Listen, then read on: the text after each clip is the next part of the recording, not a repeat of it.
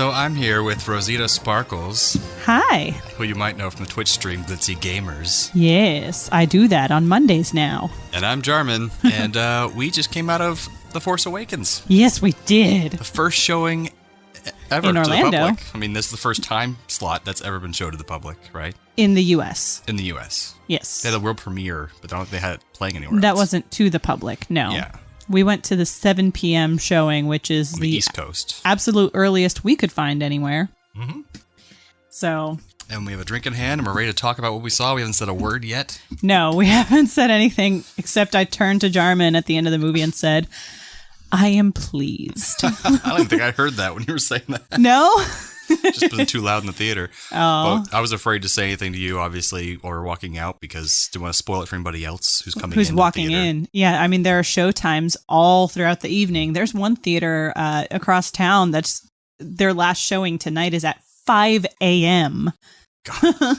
And then they reopen and start showing again at like 9 in the morning. On the official opening day, which is weird. Yeah. Because it's not. Today was the opening day.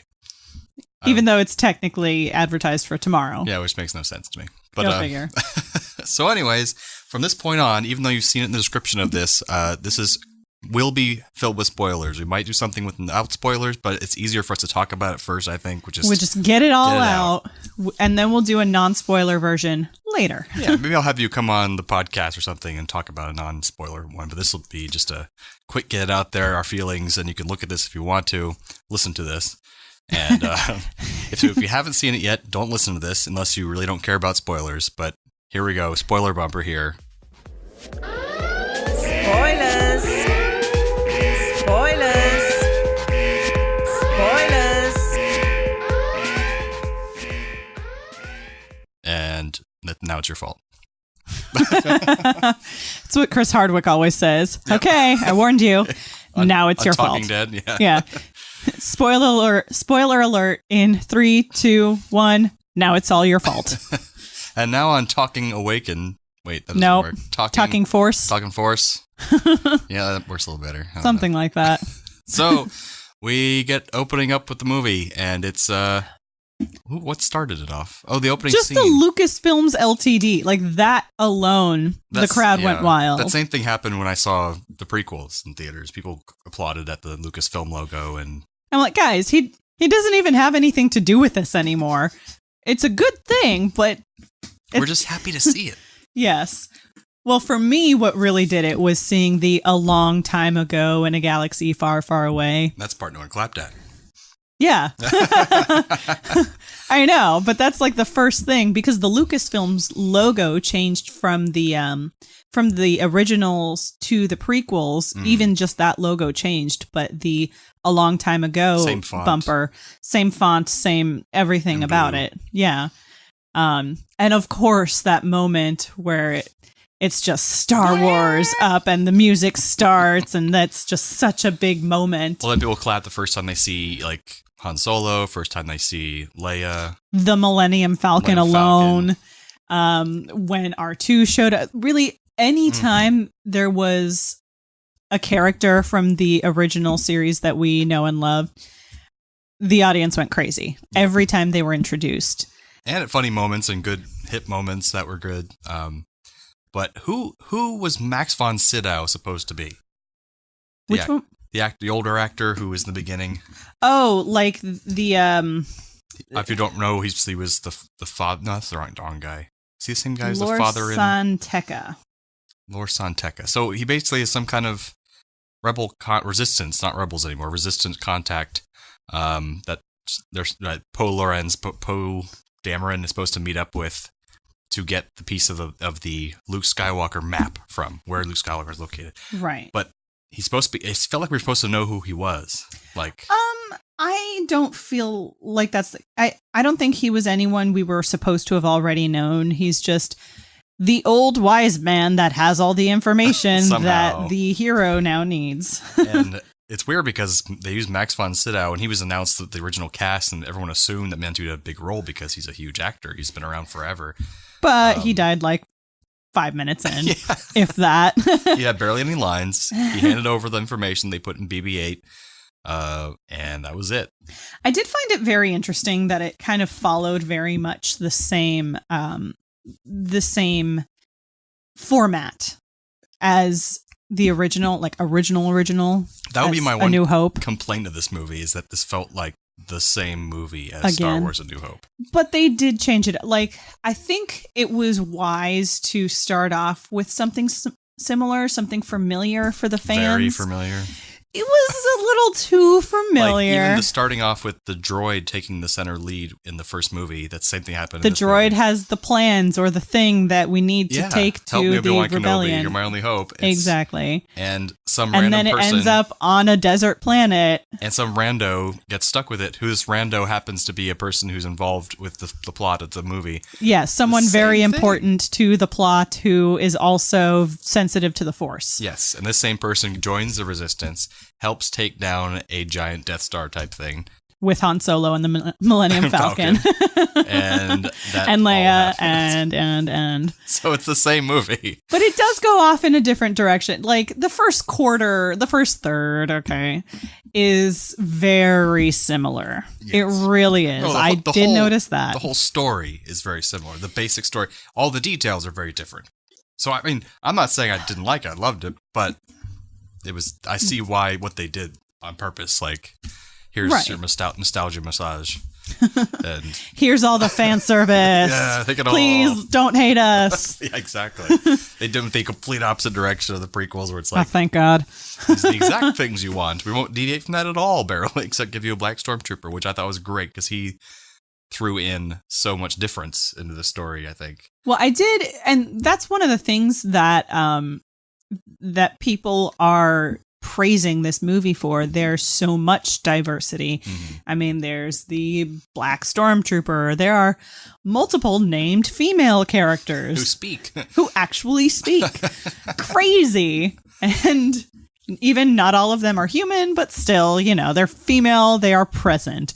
All we had in the original trilogy was Leia and that one, I don't know, authority of some sort, general, ambassador, something, and has like one in or the two third lines. Yeah, I'm sorry, not the third, technically it's 6, but still, the many Bothans died for this information one. That's right.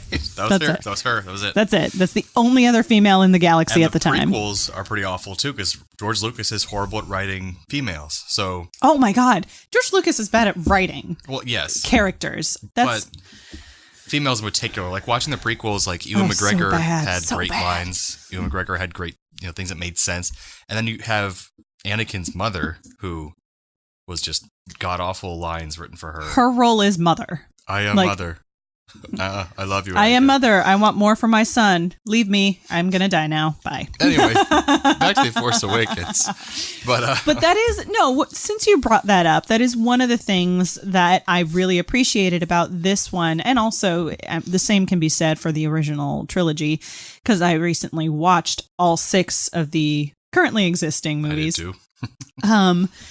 But I noticed that, excuse me, in the prequels, not everyone, basically all the characters kind of sounded the same. Like they all had the same basic personality traits. Like they all had, you're either good or you're bad. Yeah, there's just good or bad. Like there was no unique voice. Like True. When you're writing, you talk about the author's voice, and it all sounded like the same person writing, which it was.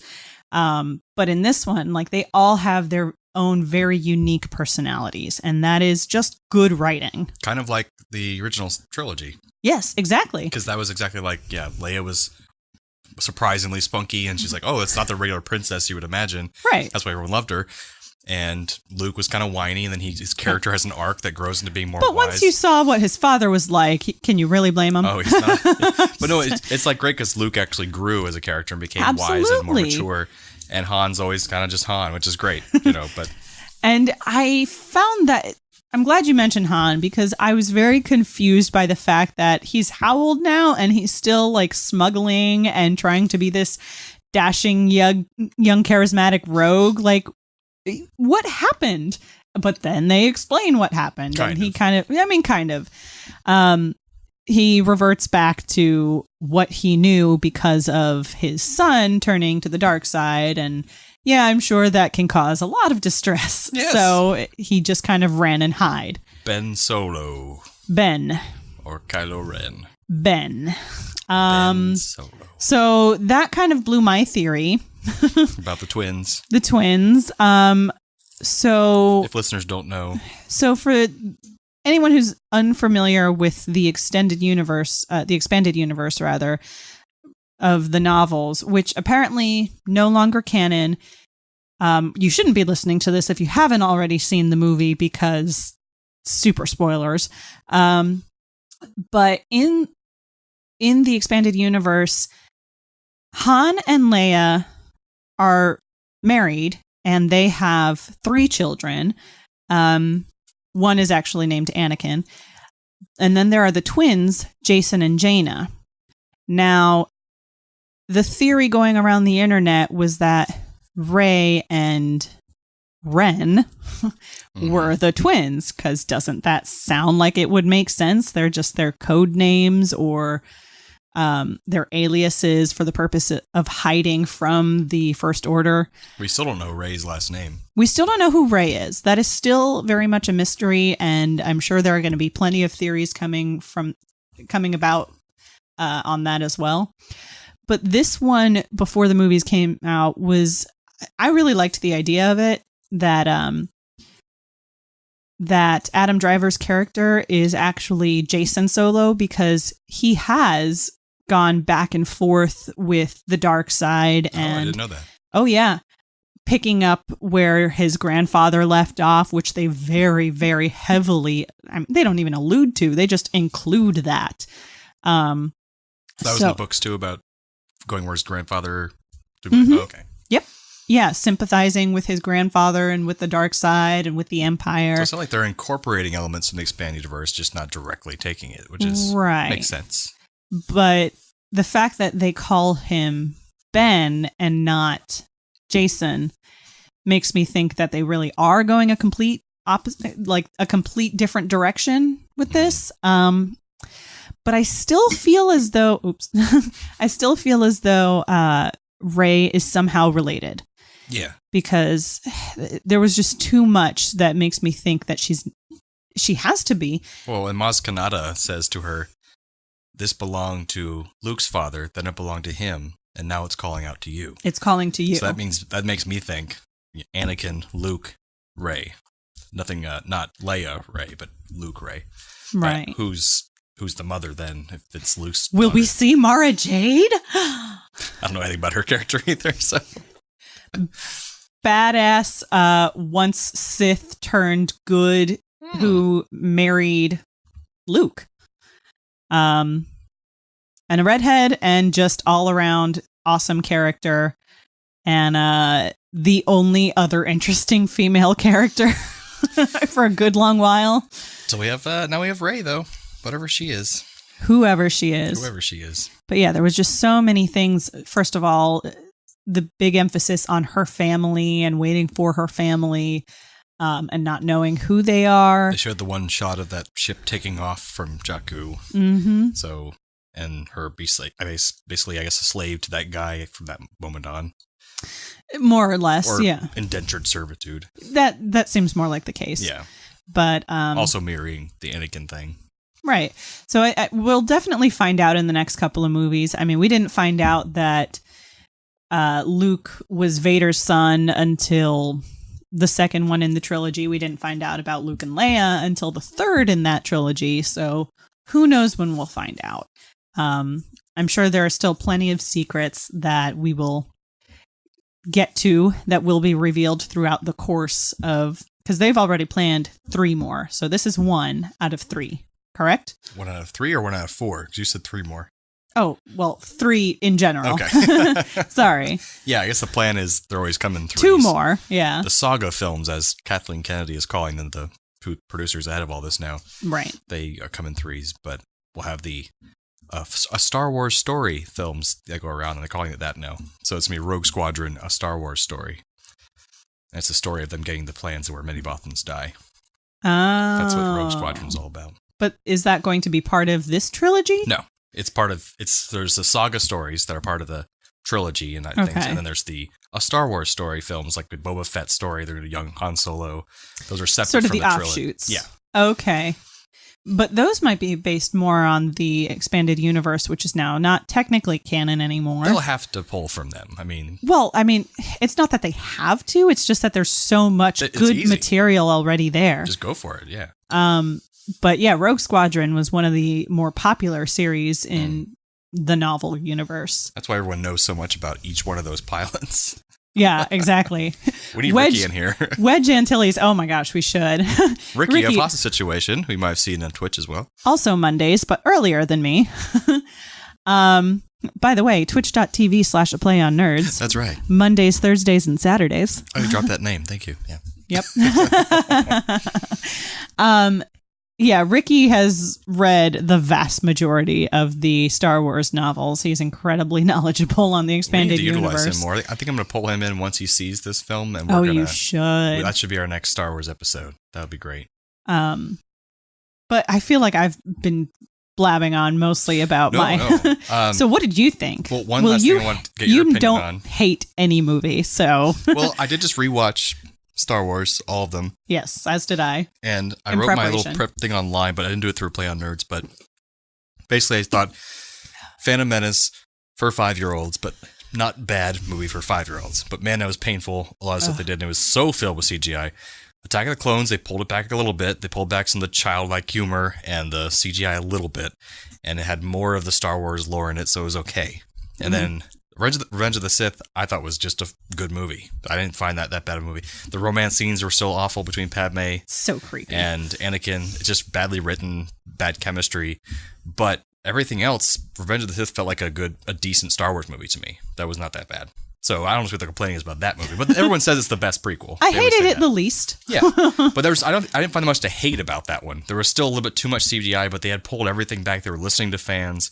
It was darker, more serious. More of it was the direct Star Wars story, so it felt like less frivolous. Mm-hmm. And it was important story elements like how did the Emperor get to where he is? How did Anakin get the way? And it was like you could just watch that one and be okay. Like it had enough story packed into that one movie, and you were kind of riveted throughout it to figure out what's going to happen next and how does he get to that way. And I thought it was cool. But once we asked about Force Awakens, the last scene with Luke Skywalker, obviously awesome. I can't believe he had so little filming for this movie. He turns around on a cliff face. Just show up on this gorgeous cliff face with this beautiful scenery. Really, we didn't need it. Like, that whole sequence took about 2 minutes of the story, and most of it was just, look at this awesome location we scouted.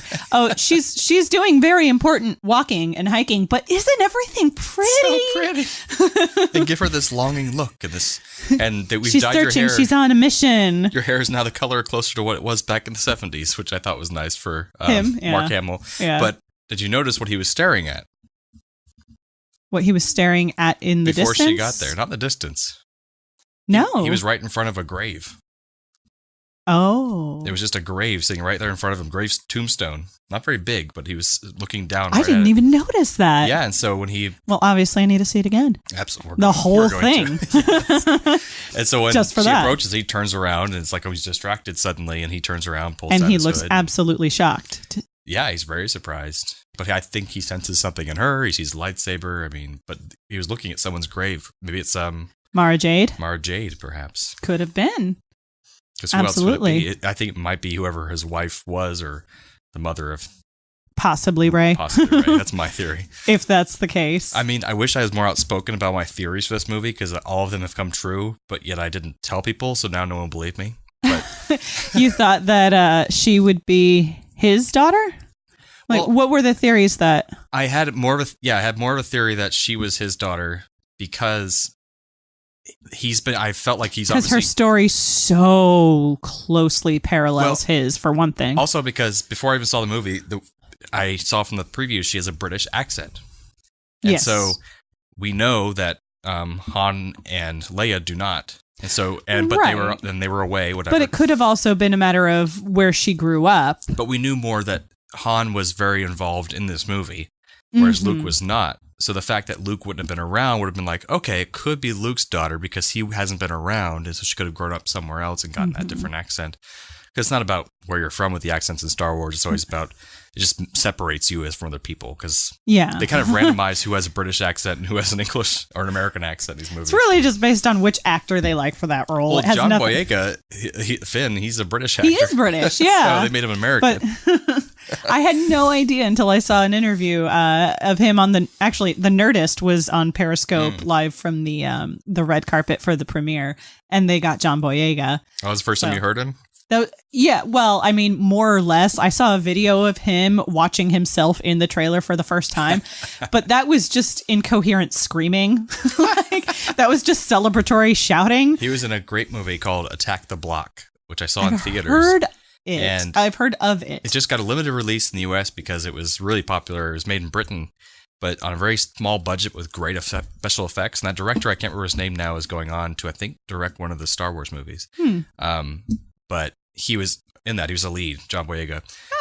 But extremely Cockney British accent where you can barely understand him. Oh, wow. Whereas I thought he was an actor who just had that accent. So I'm like, how is he going to be understood in the Star Wars movie? I'm a stormtrooper. Like, what? What'd you just say? I don't want to. What? Well, and that's interesting because a lot of the Empire was British. Like, they had British accents. In American movies, oftentimes the Brits tend to be the evil ones. Well, think of the original trilogy. All the British people were evil and all the American were good. Pretty much, yeah. For the most part.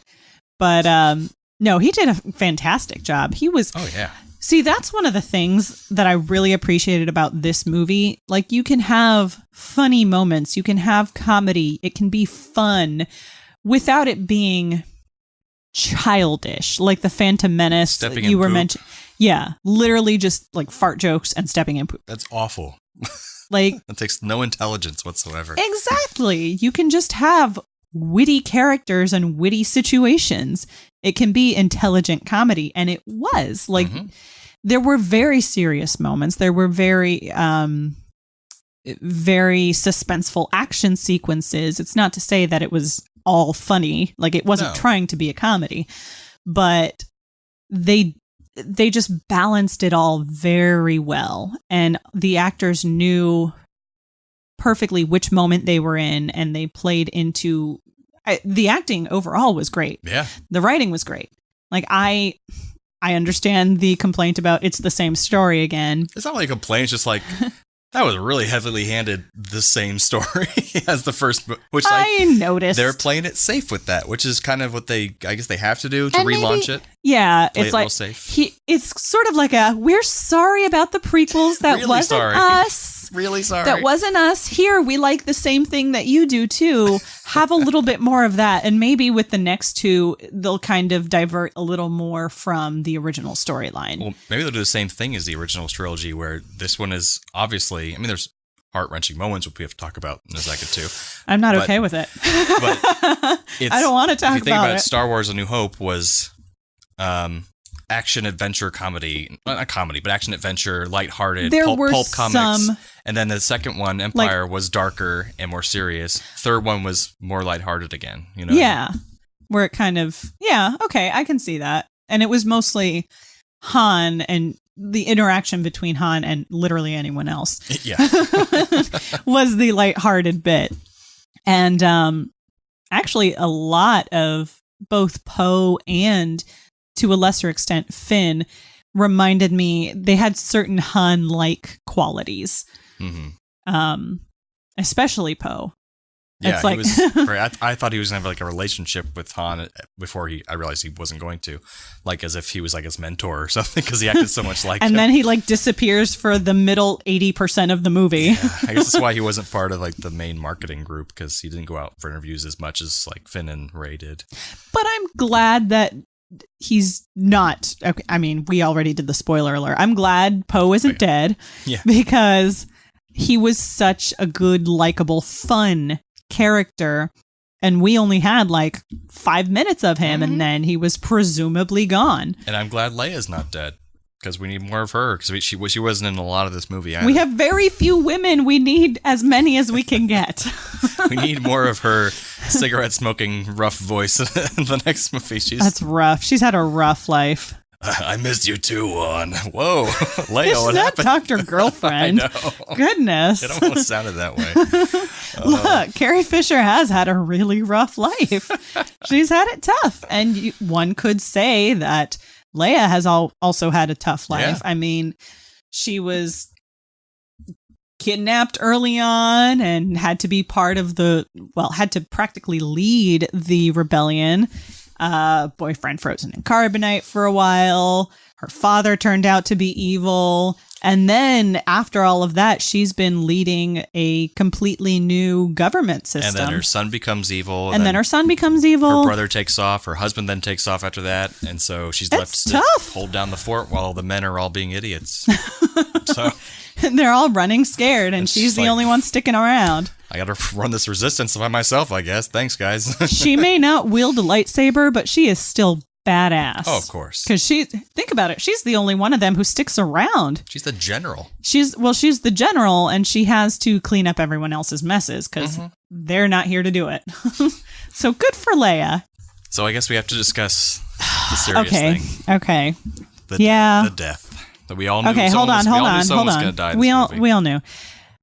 So once again, I know we said it before, but seriously, guys, spoiler alert. Oh, it's on this whole episode. They're going to know. Yeah, but really, really, really this one. If you haven't seen it, please, I beg you, just come back later after you've seen it. Seriously. Okay. Let me take a sip, and then I'll be ready to talk about it. Hold on. Okay. Are we ready? Yeah. Han. I saw it coming. I wish I was more vocal about it, but I knew this was going to happen. I feel as though that's the only way they got Harrison Ford to agree to be in it at all. Honestly, because Harrison Ford was never a Star Wars fan.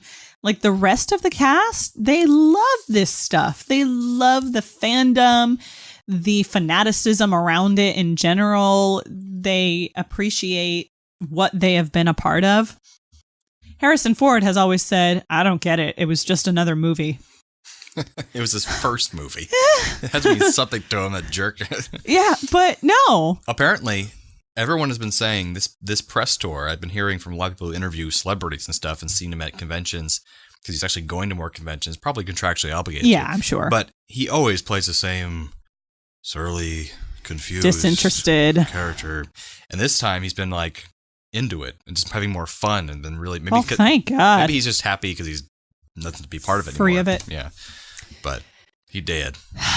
He did. Can we play the Maisie Williams clip from her reacting after the red wedding? They did. Oh, God. Oh, my God. They died. I remember that. Yeah. Yeah, I think he wanted to die after, I think it was Empire or something like that. He kept trying to convince them to kill him, and they wouldn't do it. He was supposed to have died either in the first or second of those. But George Lucas wanted to sell action figures, and it was going to be very difficult to sell action figures of a dead guy. So he stayed on. But yeah, that was supposed to have happened much earlier on. And no one wanted to see it happen, but I get it. You know, there's no place for a 65-year-old roguish man. Like I saw him running around, and all I could think was, "Oh, the poor guy. Oh, he's so old. Don't make him run. That blaster looks so heavy." He's like 120, Chewbacca. Yeah, but Wookiees live hundreds of years. What is their lifespan? Oh, Abby would know. So would Ricky. Yeah. I'll look it up on Wikipedia. The average lifespan of a Wookiee. I think I have to say, if I had to pick one actor or actress in the whole film that was the least good performance, it would be Adam Driver. I don't think he was bad. I just think that out of all of them, I had to pick him, being just didn't less quite believe convincing. it. Yeah, I was like, not quite there. I mean, he has a lot of pressure on his shoulders. He's a young guy. His biggest thing so far has been girls. Average Wookiee having a lifespan of several centuries. Wow, that's pretty several cool. centuries. So yeah, that's awesome. So Adam Driver, yeah, he was less convincing, especially with anytime he had the mask off. Yeah, exactly. But think about the character that his character was most trying to emulate, and there was a lot of that confused, kind of whiny, not entirely convinced what he's doing is the right thing, kind of. Well, I like the character that he made. Like, I liked his tics and his unusualness that you didn't expect. Because he wasn't just one-dimensional evil big guy who's going to kill you. He was just like, he always made like jokes. Because it's like a little hint of Han Solo in there almost, yeah, you know? Well. And being his father. But like, the whole torture scenes, he'd almost like make jokes and make light of it. And it's just like, he would take you off guard in that way. It's almost like that's how the character was dealing with the situation that he was not just in, but causing. Yeah. And I actually did like he's in the, after he'd been shot by Chewbacca, he's fighting them in the forest and he just stares at them and hits his wound with his fist. And I was like, that was badass. Interesting. Yeah. It's kind of just like, I just don't even give a shit. You know, it's like, wow. All right. Yeah, that was interesting. That was unexpected for sure. Unexpected. That's how I liked it. It was something different. It's just not normal for a movie or anything. But I definitely think that his character knew there was something special about Rey's character. Because immediately when someone said, they found the droid, they left with the rogue stormtrooper and a girl, it was immediately, the girl? What girl? He knew, the Force sense told him there was something about this girl that he needed to watch out for. And I would almost say that if they're not brother and sister, which I don't believe that they are. Cousins? If they're cousins, I was going to be like, if they weren't cousins, I'd say there's going to be a love interest there later on. I predict that. But if they're cousins, it's kind of weird. Because they're first cousins, if that's the case. Didn't I hear somewhere that Tatooine was like the Alabama of the universe? Everyone knows everybody and everybody's kind of related. Their family tree is just backwoods. A straight line. Ew. Gross. No, if there's going to be a new love interest anywhere, it might actually end up being between Finn and Rey. Oh, yeah. That's what I hope for. That'd be great. And once again, not to keep going back to the prequels and pointing out how bad they were, but everything about that romance was just forced and awkward and unexpected in all the worst possible ways. But this, if it does become a love interest sort of deal, which, first of all, it's not even necessarily clear that it will be. Yeah. I mean, the movie ends with them separated by planets, by systems, and by half the galaxy. Finn is into Rey, but absolutely, Rey could do what the hell she wants. So I think there's a little bit of at least interest there. Yeah. There's certainly affection. It's fun that it's up to her, and they've made that clear from the get-go where he first meets her. He's like, "Oh, I better go save this girl who's getting beat up by these people." Well, oh wait, never mind. I know how to run without you holding my hand. That too. That was great. That was the moment where I'm like, oh, she's awesome. I'm going to like her. Stop grabbing my hand. I know how to run. I know we're in trouble. I could see that. Oh, no, I have to save her. Oh, she's got this. Oh, never mind. Oh, shit. Now she's coming after me. Another great line from Han Solo, hands with a gun. I think that was in the newer trailer, too. Yeah. She's like, I know how to handle myself. He's like, I know it. That's why I'm giving it to you. I wouldn't give it to you otherwise. Exactly. It did kind of feel, I don't know. She's part of that family one way or another, whether it's Luke's daughter or Han and Leia's daughter. I don't know, but there was definitely like a fatherly sort of father-daughter relationship between her and Han. Yeah, it's almost like and when she said, I didn't know there was this much water in the whole universe, when she sees that new planet, he looks over at her almost with a hint of sadness. Like almost like he felt like it was his fault that she's never known that there was that. So I was like, could he be her father? Or maybe he knows that it's Luke's daughter? And keep going higher. And the fact that Leia comes over to her after having spoken to her for 30 seconds before the actual battle and goes straight to her and hugs her. Mm-hmm. Why? Why her? There is a history in Star Wars, even the original series, of people becoming way too Instantly good of friends. Connected. Really fast. And I know that for the sake of the narrative, that sometimes has to happen. But... And perhaps there was more time spent there than we thought because she had a whole new rebel outfit and before that attack happened. I don't know. Timeline's still confusing. I need to see the movie again. Obviously, we just need to go see it again. Of course. And I do wonder, though, if that is their daughter, if that happens to be the case, do they even know? Do they assume that she died? Has it been so long that they have seen her? Like, what happened there? Because you would think that if they knew, there would be some sort of acknowledgement, some sort of recognition there. So maybe they just thought that she had died a long time ago. Maybe. And, someone took her away from them for her own safety. Who knows? And Maz Kanata seemed to know things. She was like, you know that you've been waiting there for too long on that planet, that they're not coming anymore. And they're not coming back, yeah. It's like, so Maz Kanata knew something. I think we're going to see more of that character, obviously, in the next 2 sequels. And it's with her, I mean, she's not a Jedi, but she knows the Force. That was the line. But I know the Force. So does she know because she's just in the know? She's in the loop? Or is this some sort of, mystical Force knowledge? That bar for over 1,000 years. Right. So I hope that they make it so she's like a Force-sensitive creature who doesn't have to be like a Jedi or a Sith. I'd like the idea of them. I mean, there's probably Force that neutral. In the expanded universe. There's probably shit like that. But I'd love the idea of her being like this kind of a wise creature who's like kind of with the Force, but doesn't have to be a knight or a Sith. It could be she's just a being who's kind of like a fae folk kind of thing.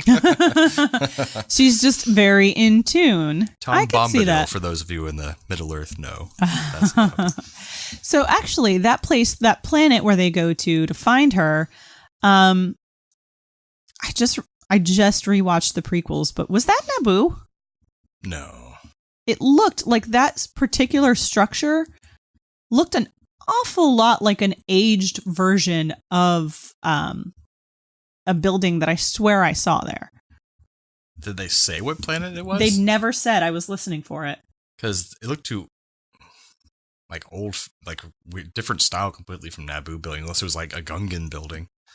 It was kind of like a castle-looking type structure, which was completely destroyed by the First Order.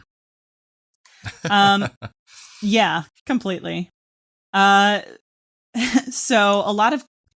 Okay. Sorry to completely switch it up while I'm looking up where the hell they were. Captain Phasma. Mm-hmm. Gwendolyn Christie. No way she's not coming back. If that was all she did it because she wanted to be in Star Wars, I guess, because they didn't show her face. She had like 5 lines. There's no way she's not. It's like, all you were just there to sell more toys? Is that why she was there? Well, a little bit, Wouldn't put it past them. Although I really, really love the the reference to the trash compactor. Yes, that was great. From, of course, A New Hope. All the nostalgia massages. Massage. I don't know why I want to say like nostalgia blowjobs, but I wasn't That's gross. The nostalgia happy ending. Exactly. Except it's horribly depressing because Han dies. Not happy at all. Oh, man. Okay, no, I gotta find this. But so many, while you're finding that, many JJ actors' friends were in there. Like? His friend who's in every JJ movie, literally every movie so far, he puts him in it. He says he's his good luck charm. He played one of the rogue pilots. He plays on Heroes. Oh, Parkman, yeah. He was in every... He's in every JJ Abrams movie. Is that right? And TV show. In Lost, he plays like this... Well, yeah. Pilot thing. He's in. He plays Captain Kirk's stepdad in Star Trek. It was just the voice. I saw that credit on his IMDb. There was a cut scene or deleted scene where he's actually on screen. But yeah, in the feature film, he's just the voice on the thing saying, "Get back here! You better not have my car," or something like that. Yeah. With the Beastie Boys playing in the background. Yes. But apparently, it's JJ's good luck charm as this actor, so he has to put him at least in every movie somehow. I had no idea. Yeah, it's like they're really good friends, obviously, but Right. they joke around that he's his good luck charm. And then the Asian funny. guy, who was The general with the Resistance. Yeah, the one who's standing around in the control center during Where the battle. have I seen him from? I don't know. But he's in other JJ things. I know that. But I just can't remember where I'd seen him. Also, did you notice one of the pilots was actually an Asian female? Yes, I did see that. Again, just noticing and appreciating diversity. It's not just an old wooden ship. Diversity. It's a real thing. It's a real thing. And it's important. Yeah, especially things you're picturing in the future. Because in the original Star Wars, obviously all the rogue pilots were men, white men, typically with mustaches and 70s haircuts. There's like one black guy. Yeah. Maybe. And also, like you said, all the acting is really good. And even the smaller roles were played by almost all known actors. Mm-hmm. Even the nurse who has the funny line to Chewbacca. Yeah, she looked familiar. She's been in things before, too. Like, I think probably other JJ projects. Uh-huh. Yeah, that must have been scary. Oh, you're very brave. Yeah, you're very brave. Shut up. That was hilarious. Shut up, Wookiee. Let me fix great. you. This tiny woman compared to him. Yeah. It hurts. Like, even that, just every little moment, it was just fun. It was well crafted. It was well-crafted fun. Surprisingly, since they had to do everything so quickly to make this movie happen. Were they? Timeline. Re- Well, once they made They this... announced it years ago, but... Barely years ago. Once they made the sale to the announcement of this movie, to finding a script, to putting together a movie, all the actors, like, it was just a fast timetable. There was no, like, George Lucas focusing for years on writing his story and figuring out the characters and what kind of universe he was going to build, which is amazing. It is amazing on its own accord. I He did all that. wonder if a lot of that is because it's Star Wars. So no one's going to say no. Hardly anyone is going to say no, whether it be actors or producers or any of the crew. Also, because J.J. Abrams was already such a huge fan, maybe he's already had ideas, been writing his own fan fiction for years. Who knows? Probably. So all he had to do was present it to another writer and be like, all right, let's make this happen. Also, he was a really good fit for this movie.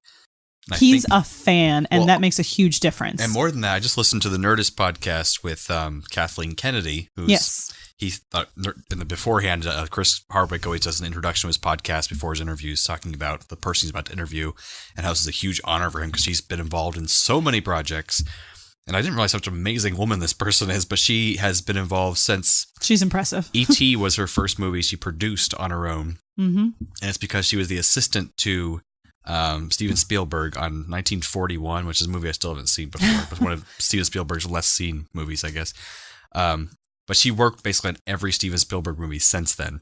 It's amazing, her list of credits. Yeah. And like E.T. and I can't think of the other ones now. I mean, I could pull it up. Oh, she also did Bob Zemeckis' film because Spielberg produced Back to the Future. So she produced Back to the Future.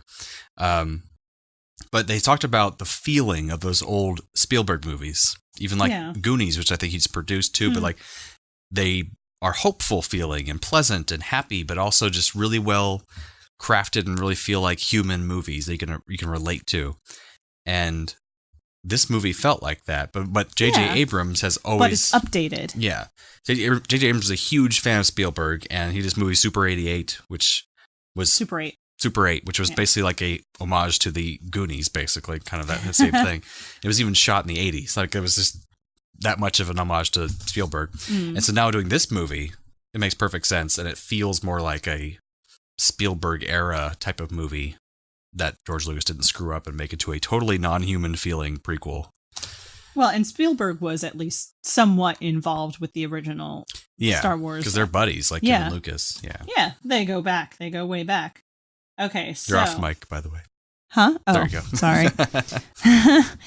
So, looking up Kathleen Kennedy's producer filmography, I guess. First of all, it's a whole bunch of Star Wars stuff that is upcoming still. Oh, yeah. Including an untitled Han Solo Star Wars anthology film. They're currently casting Han for that. Yeah, so I guess they're going to get a new Han to get his backstory. We covered that in the last episode of Geek Line News, which you can see with me and Patrick once a month, the first Friday of every month. I think I was sitting here. Yeah, I think you were. And of course, Rogue One. So she is doing, I'll try to get just the big ones. She did Lincoln, Last Airbender. I'm not talking about that one. Indiana Jones, of course, Benjamin Button, Munich, War of the Worlds, Signs, AI, Jurassic Park, The Sixth Sense, more Jurassic Park, Twister, just the big ones, more Jurassic Park, Schindler's List. Everything's Spielberg, basically. Yeah, basically. And it goes on and on and on. Hook, Back to the Future. The original Jurassic Park as well. Mm-hmm. She started off as Spielberg's assistant, and now she's in charge of all of Lucasfilm. That's what you can do if you work hard. She's basically like, I work my ass off. She's like, every time I did something, I try to do the very best, and I present it to Spielberg, and he's like, wow, that's impressive. Here, take some more responsibility. And then now she's the head of I'll Lucasfilm. take it. Well, and she has done a fine job. Yes, absolutely. Sorry for that tangent, but it just, I think that brought it back to why she picked JJ, because he thinks he feels kind of like her old mentor, Spielberg, and he made this film feel like a old 80s film, but making it look new. Yeah, without looking like CGI old fest. Feel new look. Oh my god. Thank God. That's one of the big things though. Like they were actually on location as much as they could have been. Mm-hmm. They did as many practical effects as they could. And yes, I know that really good CGI, when it is done well, can look just as good, if not better, than practical effects, but it's hard to do it that well. And it just feels more real. It feels more genuine, and it's easier for the actors to react when there is a practical effect actually in front of them. That's probably why you get a better Yeah, performance. that's probably why they're so stilted performances in the prequels, because they had nothing to react off of. They're sitting like in a Here, this green man screen covered with little white dots is this giant monster. You're so terrified. Oh yeah, I'm real Speaking scared. of that, Andy Serkis. Yeah, with Grandmaster. What was it? Allfather. Allfather. Odin. Something Grandmaster Snoke. Grand Commander. Yeah. But I think it was Grandmaster. It's something. It's Snoke. Like the big bad. The big bad. The big bad. The sort of emperor role. But what's great is that you think... But all we saw was his hologram. But again, all we saw the first couple of movies was the Emperor's hologram. True. It's the same movie. Same thing. It's the same thing again. There was also a general who is technically above Darth Vader, but not really. Yeah. And that same thing happened in this movie. I know. But I still enjoyed it because they knew what they were doing. But and they did it well. I really like, though, that you actually think that Snoke is this giant creature. Yeah, I was like, wait a second. Like, whoa, that's kind of cool massive. And intimidating. That's terrifying. How are they ever going to... Oh, it's a hologram. And it could be like this tiny little creature when we finally see him. That could be interesting. Pay no attention to the man behind the curtain. It's totally going to end up being just a tiny little creature. Here's a weird thought. If this becomes true, you've heard it on this recording, but Snoke had the same scar that Adam Driver then had at the end there. It's him from the future. That's what I was like, they'd never explored any time travel stuff, but I was like, whoa, he has the same, but he has a British accent. So also Snoke had like a deep, it's scarred over gash in the top of his head that looked like it was all part of that same scar. It didn't look like two different injuries, so... All bad guys just had to have scars. That's just apparently... Kind of, yeah. The Emperor did, Darth Vader did. That or missing limbs. Everyone is missing limbs in Star Wars, apparently. Did we get one hand cut off? Not even one hand. It looked like Kylo Ren's hand was cut off. No, he got his shoulder cut into. I thought I saw his hand fall to the ground at the end of that scene. But maybe not. Because there's always hands flying around. Everyone loses hands. Always the right hand. I did like how they made use of that crazy lightsaber and that that's how it could burn into somebody from the little hilt saber thing. So that was cool. The little side protrusions. Yeah. I agree. What did you find what he was called? No, I was still working on that, but I didn't realize Simon Pegg was Unkar Plutt. I don't even remember which character. One of the giant guys that he's in a big costume.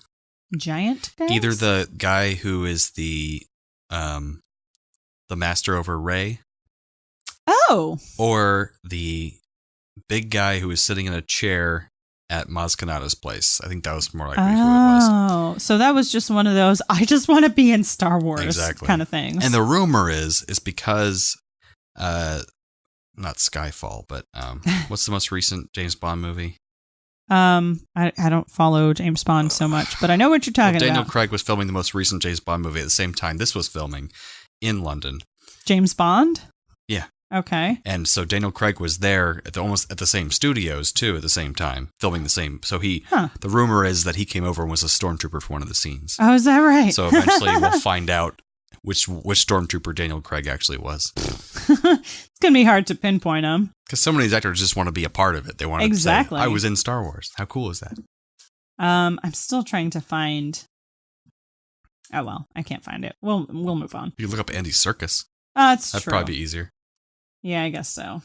Grand Commander Snoke. If I was in charge of an entire galactic empire, I'd probably choose a better name than Snoke. I mean, that might actually be his given name. Well, I'd just change my name. I guess. You can do what you want at that point. Maybe he's very proud of his family heritage. Maybe the family Snokes. Yeah, maybe his father was someone very evil. Very evil. And he's really, really proud of that. I don't know. Could be. Supreme Leader. There Snoke. we go. He's like North Korea. Supreme Leader. The First Order? Kind of looks like it a little bit.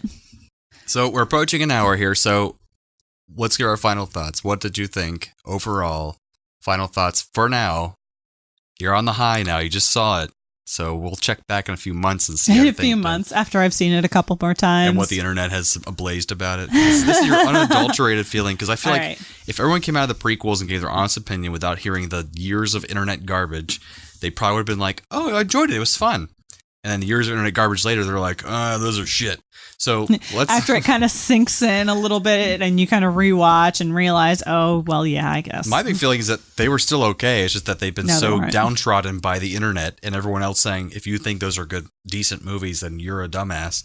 So they have to say that. That's my opinion, but it could be wrong. It's just my opinion. I rewatched with an open mind and it's just very poor writing. It's awful writing, I will agree with you, especially in the first one. It varies from awful to just not good writing. The third is just not good. It's not awful, but it's not good either. There are some decent / good moments. Fun moments in the prequels. We're still talking about the prequels. In Revenge of the Sith, there's some decent / good. I'm not saying there was nothing enjoyable. Moments. There were moments. There were fun performances and scenes. Like I almost teared up at "You were supposed to be the chosen one," and I was like, wow, Ewan McGregor did a good job with the shit script that he was given. Yes, absolutely, and it is difficult to do anything good with that script. So props to Ewan McGregor. No, but this one. Yes. Sorry. Final thoughts. This one, it's not perfect. I recognize that, but it was a lot of fun, and it was very well done and intelligent. Fun, and that's all it was. That's all they were trying to do. So all in all, I'd say a pretty damn good Star Wars movie. You said that it was not perfect. What was not? You haven't said anything bad about the movie so far. So what do you think was not perfect about it? It is kind of the exact same thing again. It's kind of the exact same thing again. I know. They're overcompensating. And Adam Driver, I mean, compared to he was not bad. No. But everyone else was so good. Mm-hmm. And it may just be that the character, like that is how he was playing the character. I honestly haven't seen him in anything else. Mm-hmm. So it may have just been his character admitted that he was very conflicted. So all of his decisions are going to be kind of hesitant, and he's going to hesitate a lot. It's not going to be very definitive because he was being completely honest when he was talking to Han right before he murdered him. I'm being torn apart inside. I know what I have to do, but I'm afraid. And he is just like his grandfather before him was a whiny little brat. There's still a whiny little kid on the inside. But he's even more powerful. Kind of the Skywalker's trademark. What's the power converters? The power converters. And did you catch something in the Millennium Falcon? The motivator was it had a bad motivator or something. That's what was wrong with the red R2 unit that Luke almost took instead of R2D2. Nice. This droid has a bad motivator. Everything he says sounds like this.